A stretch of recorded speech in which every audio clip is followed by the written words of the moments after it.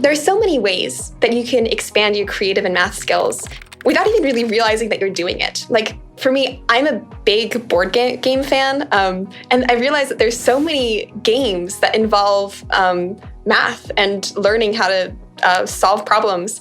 And sometimes, like, just when you're cooking, I love to bake. And so I feel like I'm constantly using like fractions and learning how to do proportions just because I'm doing things that I love. So I feel like the best way to expand your mathematical and creative skills are just doing what you love to do, because probably it has some kind of math in it and some kind of creativity. Try to connect what you're learning to your real life.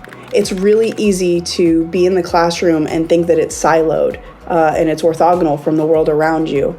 The more we can connect what we're learning in the classroom to our real life, either via sports or entertainment, politics, news, whatever, the connection that you make between math and your real life will really help you appreciate the skills and the methods and find ways to transfer them outside of just the classroom alone.